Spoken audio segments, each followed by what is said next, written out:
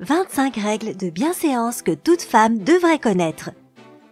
Dans l'ère de l'égalité des genres, certaines personnes pourraient considérer les conduites féminines ou de gentlemen comme étant démodées, snobs ou tout simplement inutiles.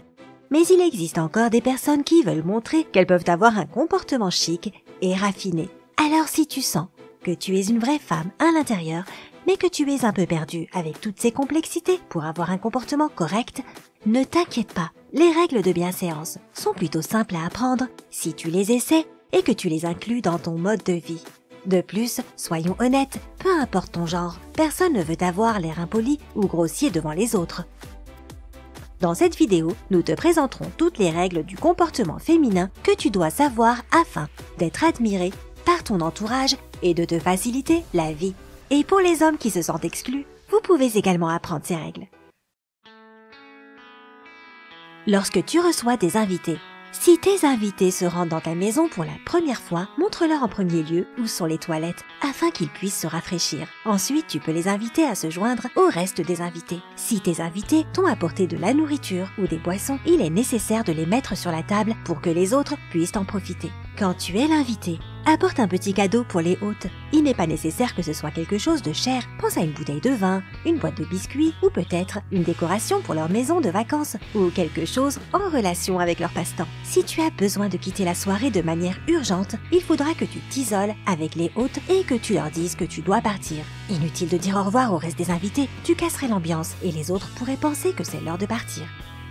Au restaurant, s'il fait très chaud, ne secoue pas ta serviette ou tes mains pour te ventiler. Mieux vaut appeler le serveur et lui demander de mettre en marche la climatisation. N'expose en aucun cas tout le contenu de ta trousse de maquillage en public, comme au restaurant par exemple. Tes clés, ton maquillage et ton portable ne sont pas faits pour une exposition publique. De plus, ne sors pas ton portable pour regarder tes emails ou pour répondre à un message. Cela enverra un signal aux autres personnes de la table indiquant que ce que tu fais sur ton portable est plus important qu'eux. Si tu as besoin de te brosser les cheveux ou de te recoiffer, va aux toilettes. Personne ne veut retrouver un cheveu dans son assiette ou sur la table. Bien que ce point crée de la controverse, la plupart des experts en bienséance sont d'accord pour dire que tu peux te mettre du rouge à lèvres à table. Cependant, il y a des limites. Fais-le uniquement si tu es entouré d'amis ou de proches et que tu n'as pas besoin de miroir pour le faire. Quant au mascara, au blush ou au fard à paupières, applique-les uniquement dans les toilettes. Règles de communication. Essaye d'appliquer les règles de l'étiquette à la maison également. Par exemple, pour appeler quelqu'un, il est très important de ne pas crier d'une pièce à une autre, d'autant plus que tu pourrais prendre cette mauvaise habitude et tes invités pourraient se sentir mal à l'aise. Dans une conversation, porte une attention toute particulière au langage corporel de l'autre personne. Si tu as l'impression qu'elle regarde dans le vide ou qu'elle n'a pas l'air intéressée, raccourcis ton monologue. À table, il est impoli de remplir uniquement ton verre.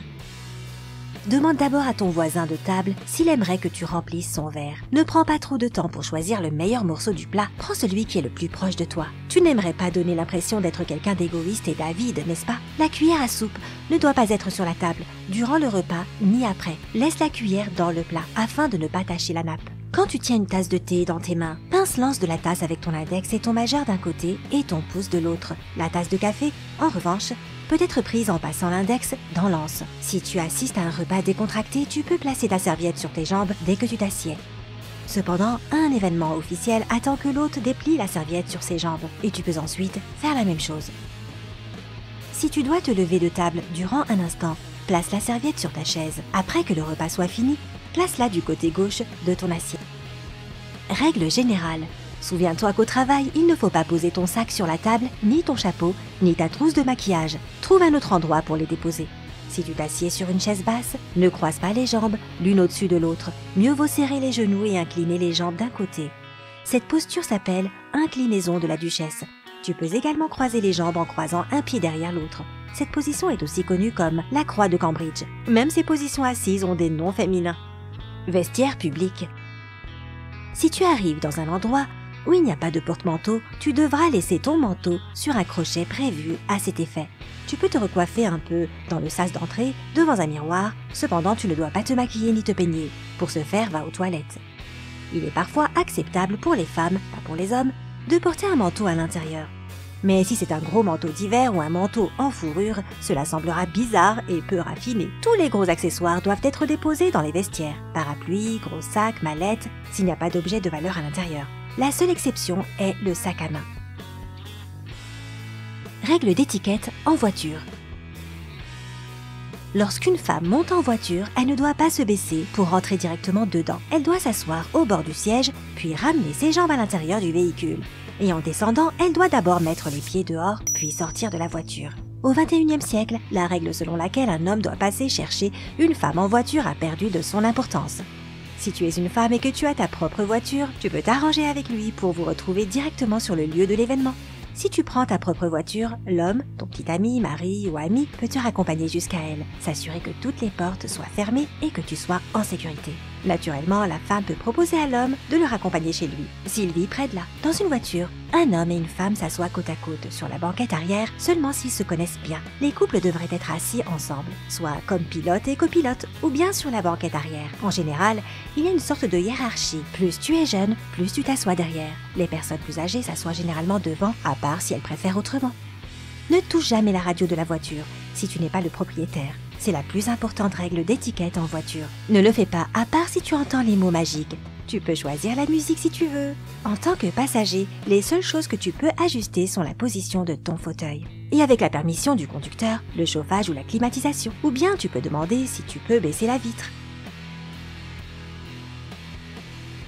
Ne fume jamais dans la voiture d'une autre personne. L'odeur du tabac est très difficile, voire même impossible à enlever. Tu ne devrais même pas demander si tu peux allumer une cigarette, bien sûr si le propriétaire de la voiture ne fume pas. Connais-tu d'autres règles de bienséance qui sont très importantes? Alors dis-le nous dans les commentaires. Partage cette vidéo avec les femmes de ta vie, ou avec les hommes pourquoi pas. Et rappelle-toi d'appuyer sur j'aime si tu aimerais suivre ces règles de conduite féminine. Abonne-toi afin de découvrir toutes nos nouvelles vidéos et voir tout ce que tu peux trouver du côté sympa de la vie.